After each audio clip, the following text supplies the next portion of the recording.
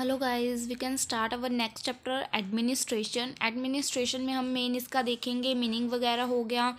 उसके बाद हमारे इसकी पावर्स हैं जीएसटी ऑफिसर्स की। उसके बाद इसको अपॉइंटमेंट कैसे की जाती है वो देखेंगे। और एक हम टॉपिक देखेंगे जीएसटी काउंसिल क्या होता है, उसको थोड़ा सा ब्रीफ में करेंगे। Most of the time GST council आ चुका है पेपर में, तो हम मोस्टली वही ट्राई करेंगे कि आपको चैप्टर अच्छे से क्लियर हो जाए। बट हम करेंगे मेन टॉपिक से जैसे हम करते हैं, ठीक है। फर्स्ट आपको इस टॉपिक चैप्टर में मीनिंग और इंट्रो दे रही हूँ थोड़ा सा, कि आपको पता चल जाए क्या है, ठीक है। Goods and services act has been design in such a way that GST goods and services tax GST act has been design in such a way that it will certainly eliminate. जब GST enter हुआ तब उसी समय उसने eliminate कर दिया बहुत सारे टैक्सेस को। Certainly eliminated the flow of earlier taxation system. जो पहले टैक्सेशन सिस्टम था उसको इसने सर्टेनली एलिमिनेट कर दिया जैसे ही एंटर हुआ, ठीक है। But success of any law, किसी भी सक्सेस लॉ की सक्सेस किसके ऊपर डिपेंड करती है? Totally dependent upon its administration, कि उसको एडमिनिस्ट्रेशन कैसे किया जा रहा है। Success of any law is dependent totally on it's administration. Proper administration like appointment of proper officers को अपॉइंट करना, उनकी ड्यूटीज़ उनको डेलीगेट करना, बताना पावर्स क्या हैं। Delegating sufficient powers will ensure the effective achievement of underlying objectives and provisions of the act. जैसे कह सकते हैं ना, एक प्रॉपरली मैनेज करना हो गया मेन एडमिनिस्ट्रेशन में, ऑर्गेनाइज करना, उसमें प्रॉपरली ऑफिसर्स को अपॉइंट करना, उनकी ड्यूटीज़ उनको बताना, उनका ध्यान रखना कि जैसे डेलीगेट किया गया कि काम वो वैसे कर रहे हैं कि नहीं कर रहे, ठीक है। मेन हम ये देखेंगे इसमें। देन एडमिनिस्ट्रेशन का मीनिंग क्या है? Administration under GST is also a dual system. जो एडमिनिस्ट्रेशन है उसका भी ड्यूअल सिस्टम है इसमें। जैसे एक हमारा होता है ना टैक्स का भी, जीएसटी का भी ड्यूअल सिस्टम है, CGST और SGST। वैसे ही एडमिनिस्ट्रेशन भी एक जीएसटी के अंदर ड्यूअल सिस्टम है। देखो कैसे, administration has been divided between the centre and the state. जो एडमिनिस्ट्रेशन है वो डिवाइड कैसे हुआ है? Between the centre and the state के बीच में, उनकी मैक्सिमम एफिशिएंसी से। अंडर जीएसटी रिजाइम, जो जीएसटी के अंडर है, the central board for indirect taxes and custom, CBIC मतलब है इसका, फुल फॉर्म भी आ सकती है। CBIC की फुल फॉर्म है central board for indirect taxes and custom, shall be responsible for administration of central GST and integrated GST। जो central board है ना इनडायरेक्ट टैक्सेस की, जो सेंट्रल बोर्ड है वो किसके लिए रिस्पॉन्सिबल है? सिर्फ सेंट्रल GST के लिए और IGST के लिए। SGST के लिए वो रिस्पॉन्सिबल नहीं है। Central board is only responsible for central GST and integrated GST, whereas the state GST and union territory GST shall be administered by the state tax authorities। जो SGST और UTGST है वो आता है state tax authorities के अंदर। इसका मैंने एक डायग्राम प्रिपेयर किया है, ये देखो। एडमिनिस्ट्रेशन स्ट्रक्चर क्या है जीएसटी का? जो सेंट्रल बोर्ड है उसके अंदर क्या क्या आता है? CGST और SGST। ये सिर्फ इन दोनों के लिए रिस्पॉन्सिबल होता है सेंट्रल बोर्ड। और जो स्टेट बोर्ड है वो हमारी अथॉरिटीज़ है, वो किसके लिए रिस्पॉन्सिबल होती है? SGST और UTGST, ठीक है। आई होप मीनिंग वाला जो मैंने टॉपिक बनाया छोटा सा वो आपको क्लैरिटी पूरी होगी है, ठीक है। देन नेक्स्ट हम इसके अब कर रहे हैं पावर्स। इस वीडियो में हम इसके पावर्स देखेंगे। देन नेक्स्ट में हम देखेंगे इसकी GST council, then appointment. 2-3 videos में चैप्टर कवर करेंगे, ठीक है। फर्स्ट हमारी आती है पावर्स। देखो, every assessee must know about the powers of the GST officer. हर मतलब एसएससी को जीएसटी ऑफिसर्स की सब पावर्स के बारे में पता होना चाहिए। As this will help them, जो कि उनको हेल्प करती है कि वो जब उन्हें जिस पर्सन की ज़रूरत है जिस टाइम पे, वो उसी बंदे से डायरेक्टली कांटेक्ट कर सके। अगर उसने जैसे मेरी पावर है कि मैं किसी को अरेस्ट कर सकती हूँ, सिर्फ यहीं तक, ये नहीं है कि मैं आगे उससे सवाल जवाब कर सकूँ। तो मुझे बट जो मुझे अपॉइंट कर रहा है कि इस सब काम के लिए, बट मैं वो कर ही नहीं सकती, किसी से आगे सवाल जवाब नहीं कर सकती। मेरी पावर कितनी है? सिर्फ मुझे जस्ट उसे अरेस्ट करना है। तो अगर असेसी को उसके बारे में सब कुछ पता होएगा कि किस ऑफिसर के पास कहाँ तक पावर्स लिमिटेड हैं, दैन वो उसी अकॉर्डिंग उसी को ही अप्रोच करेगा जिसको उसको ज़रूरत है। Also this will help to save their valuable time. ये उनकी हेल्प करता है ताकि उनका वैल्यूएबल टाइम सेव हो सके। That they might loss by, क्योंकि अगर अब देखो अगर उनसे ये नहीं पता होएगा that they might loss by approaching the wrong GST officer. First वो पहले गलत जीएसटी बंदे को ऑफिसर को पकड़ेगा, उसको बोलेगा कि काम करना है, इंक्लूडिंग एनी रॉन्गफुल एक्सप्लोटेशन, वो उसके साथ कुछ भी गलत कर सकता है, शोषण एक्सप्लोटेशन मतलब, ठीक है। उससे उसका टाइम भी लॉस होएगा और उसकी मनी भी वेस्ट होएगी, लॉस हो जाएगा, ठीक है। Here are some of the measures powers, यहाँ कुछ मेजर पावर्स बता रखी हैं आगे। GST officer delegated by the commissioner, GST officers की कुछ पावर बता रखी हैं जो जीएसटी ऑफिसर को किसने डेलीगेट की हैं, कमिश्नर और एडिशनल कमिश्नर ने, ठीक है।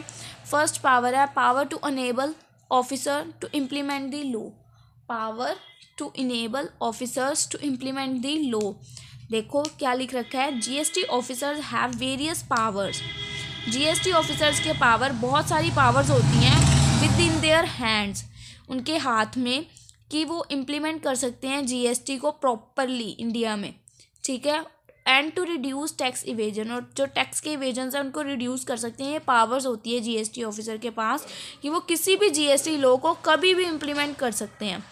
But these powers are sometime misuse, but इन पावर्स का काफ़ी बार मिस यूज़ भी हो जाता है। And considering this we can see, और इसी मिसयूज़ को कंसीडर करते हुए हम ये कह सकते हैं, this we can say that absolute power to anyone's hand, अगर कोई ज़्यादा सारी पावर्स किसी एक बंदे के हाथ में भी होएंगी ना तो वो उस बंदे को करप्ट कर सकती हैं। हैंड करप्ट हिम एब्सोल्यूटली, वो उसको करप्ट कर सकती हैं। इसमें मेन बता रखा है कि फर्स्ट तो हम इसमें देख रहे हैं कि उसके जीएसटी ऑफिसर के पास पावर कौन सी है। फर्स्ट उसके पास पावर है कि वो किसी भी लॉ को इम्प्लीमेंट कर सकता है, ठीक है, इसके पास ये पावर है। बट उन्होंने साथ में इसकी डिसएडवांटेज भी बताई है कि इस पावर का काफ़ी बार मिसयूज़ भी हो सकता है, और इसी को कंसीडर करते हुए उन्होंने कहा है कि किसी के पास पूरी पावर्स, पूरी तरह से सारी पावर्स होना भी एक तरह से उसको करप्ट पर्सन बना सकता है, क्योंकि जिसके पास पावर होती है वो हमेशा उसका गलत यूज़ कर ही लेता है, चाहे ना चाहते हुए भी कई काफ़ी बार हो जाता है, ठीक है। देन सेकंड है उसके पास पावर ऑफ इंस्पेक्शन, इंस्पेक्शन मतलब कुछ भी सर्च वगैरह करता है ना, पावर इंस्पेक्ट कर सकता है कुछ भी। देखो GST officer can inspect any business place of taxable person, transporter, business counter, business owner, warehouse operator और एनी अदर पर्सन, वो किसी को भी इंस्पेक्ट कर सकता है, मतलब उससे जांच पड़ताल कर सकता है, उससे कुछ भी पूछगीछ कर सकता है जो उसे जैसे सही लगे। But the person inspecting the above, but उससे उस पर्सन से इंस्पेक्शन मतलब पूछताछ करने से पहले उसके पास उसको रखने के लिए ऑर्डर्स होने चाहिए पूछताछ करने के। देखो लिख रहे हैं, but the person inspecting the above shall have written authorisation, उसके पास रिटन लेटर होना चाहिए, किसके पास से, फ्रॉम द ऑफिसर, किसी ऑफिसर से जो कि not be below the rank of joint commissioner, जो जॉइंट कमिश्नर से नीचे की रैंक का तो बिल्कुल नहीं होना चाहिए, उससे ऊपर से ऑर्डर कहीं से भी अगर उसको आया है तो वो उस बंदे के इंस्पेक्शन कर सकता है ऊपर, ठीक है, इंस्पेक्शन छानबीन कर सकता है, उसको बुला सकता है, कुछ भी कर सकता है। नेक्स्ट पावर है कि वो सर्च एंड सीजर पावर, कि कुछ भी वो सर्च कर सकता है। देखो, और सीज कर देते हैं, जैसे फैक्ट्री में बंद कर देते हैं उसको, सील कर देते हैं फैक्ट्री को, वो भी पावर होती है। और उसको कुछ भी अगर सर्च करना है वो भी पावर्स हैं उसके पास। GST officer has the powers to search and seize any goods if we find that it will be helpful in any kind of legal proceeding। अगर उसे लगता है कि किसी भी तरह की लीगल प्रोसीडिंग में हेल्पफुल है देन वो उसको कभी भी सीज या सर्च कर सकता है। It shall be noted that search and seizure can only be carry out by any officer. ये नोट किया गया है कि सर्च एंड सीजर कोई भी मतलब ऑफिसर कैरी आउट कर सकता है जिसके पास इसकी अथॉरिटी है। Who has authorisation from the officer, उस जिसके पास अथॉरिटी है, मतलब ऊपर से note below the rank of joint commissioner से उसे ऑर्डर आया कि वो ऐसा कर सकता है, अथॉरिटी है। मतलब जैसे हमें कोई अरेस्ट करने आता है, जैसे भी पुलिस में कोई आता है, हम उसको पहले कहते हैं ना हमें अरेस्ट वारंट दिखाओ, ठीक है ना, तो ऊपर से अगर वारंट आया होता है तो अरेस्ट करते हैं, वही चीज़ है, उसके पास वो इन रिटर्न अथॉरिटी होनी चाहिए, ठीक है। देन नेक्स्ट है उसके पास पावर है पावर टू अरेस्ट, कि वो किसी को अरेस्ट कर सकते हैं। ये सारी हम GST ऑफिसर की पावर पढ़ रहे हैं, ठीक है। If the commissioner find that a tax payer has committed an offence, offence होता है क्राइम, ठीक है, कमिश्नर को पता चलता है कि टैक्स पेयर ने एक क्राइम कमिट किया है विच इज़, जो कि क्राइम ऐसे वैसे छूटने वाला नहीं है, which is punishable under the CGST act, और वो हमारे अकॉर्डिंग टू लॉ के अंदर वो एक्ट पनिशेबल भी है, देन ही में अथोराइज्ड एनी ऑफिसर, तो वो किसी भी ऑफिसर को अपॉइंट करेगा और उसे कहेगा टू अरेस्ट सच पर्सन, उस बंदे को अरेस्ट करो। पावर, GST ऑफिसर के पास पावर होती है कि वो किसी को भी अरेस्ट कर सकता है अगर उसको कोई भी उसके ऊपर डाउट होता है तो, ठीक है। Power to summon persons to give evidence and produce document. Power to summon होता है कि किसी भी बंदे को ना बुलाना अपने पास इंक्वायरी के लिए, जैसे हमें हियरिंग के लिए कोर्ट में बुलाते हैं या कोई इन्वेस्टिगेशन करने के लिए कहते हैं ना पुलिस स्टेशन आना है, वो चीज़ होगी। उसके पास पावर होती है कि वो किसी को भी बुला सकता है कभी भी इन्वेस्टिगेशन के लिए। देखो, कमिश्नर में authorised any GST officer, commissioner ने एक बंदा रखा होता है अपने बिहाफ पे, on his behalf to someone, कि वो उसके साथ जांच पड़ताल करे, एनी पर्सन हुज अटेंडेंस, समन किसको करेगा, एनी पर्सन हुज अटेंडेंस ही कंसीडर नेसेसरी, उस पर्सन को जिसका लगता है कि उसका इस हेयरिंग में होना ज़रूरी है, नेसेसरी, अटेंडेंस भी consider necessary, so as to give evidence, ताकि वो एविडेंस दिखा सके, और टू प्रोड्यूस अ डॉक्यूमेंट और any other things in any proceeding और inquiry that such officer is carrying out, जो भी उसको इंक्वायरी करते वक्त ज़रूरी लगेगा, नेसेसरी लगेगा, वो उस पर्सन को समन भेज सकता है, बुला सकता है अपने पास कि आना पड़ेगा क्योंकि एविडेंस पेश करना ज़रूरी है, ठीक है। ये भी पावर होती है। Then access to business premises, business premises मतलब ऑडिट। देखो कैसे, the GST officer authorised by the additional, GST officer को कौन ऑथराइज करता है, एडिशनल और जॉइंट कमिश्नर, और जो उसके पास ऊपर से ऑर्डर्स आते हैं वो भी यही देते हैं, ठीक है। Of CGST shall have access to any place, वो उसको किसी भी प्लेस पे of the business of a registration लगा सकते हैं टैक्सेबल पर्सन पे। This power is given to GST officer, ये पावर GST ऑफिसर को कैरी आउट एंड ऑडिट, ताकि वो सारे मतलब डिटेल्स चेक कर सके, जो भी ट्रांजेक्शन्स हुई हैं, अगर कोई टैक्स में प्रॉब्लम आई है तो वो चेक कर सकता है, कि वो कैरी आउट एंड ऑडिट कर सकता है, check to protect the interest of revenue, ताकि इनकम का इंटरेस्ट रेवेन्यू प्रोटेक्ट हो सके, चेक कर सकता है। So as per this the GST officer can inspect, GST officer कुछ भी इंस्पेक्ट कर सकता है, book of account, computers, documents, computer programs, software, other things as he may think necessary, जो उसे लगता है कि ज़रूरी है, अवेलेबल एट सच प्लेस, तो उसको वो चेक कर सकता है, ऑडिट कर सकता है, सारी बैलेंस शीट दोबारा चेक कर सकता है, जैसे उसे सूटेबल लगता है वो कर सकता है, ठीक है। Then power to collect statistics, power to collect statistics में क्या है, GST officer authorised by the commissioner, first हर पैरे में ये लाइन आ रही है कि GST ऑफिसर को कौन ऑथराइज करता है, कमिश्नर में, ऑन हिज बिहाफ, ताकि वो उसके बिहाफ पे काम करे,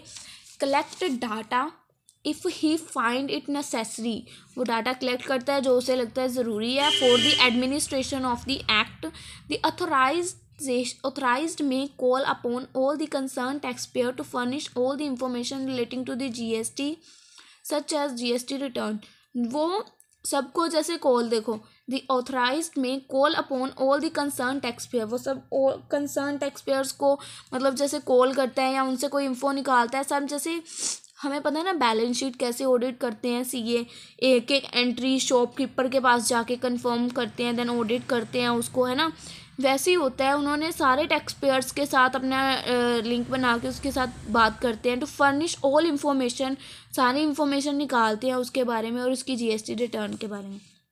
journal power to make regulation, officer के पास ये जर्नल पावर क्यों होती है कि वो कुछ रेगुलेशंस भी बना सकता है। Commissioner has the general power to make regulation as per the act और rules as the smoothly carry out the purpose of this act, ठीक है, वो कोई भी रेगुलेशंस बना सकते हैं।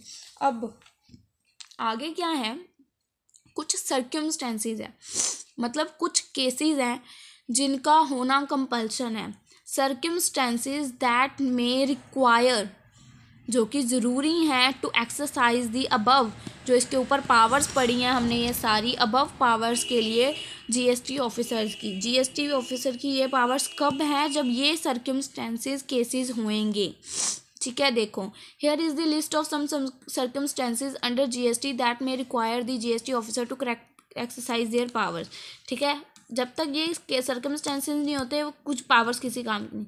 सप्लाई एनी गुड और services without any issue of invoice, अगर उसने बिना इनवॉइस को इशू किए गुड्स को सप्लाई कर दिया है, सर्विसेज को सप्लाई कर दिया पर उसका इनवॉइस इशू नहीं किया, देन दैट केस उसकी पावर्स हैं।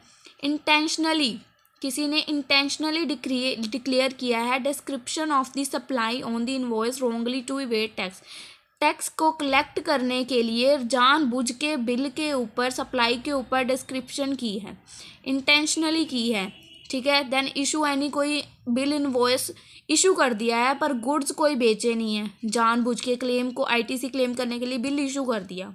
इस केस में collect any amount as tax, उसने कोई टैक्स अमाउंट का किसी बंदे से कलेक्ट किया but fail to pay the same to the credit of the appropriate government, but उस अमाउंट को गवर्नमेंट को पे नहीं किया beyond a period of 3 months, 3 month का पीरियड होता है, उस पीरियड में हमें कलेक्ट गवर्नमेंट को डिपॉजिट करवाना होता है, but from the date on which such payment become due, but उसने नहीं करवाया, देन दैट केस।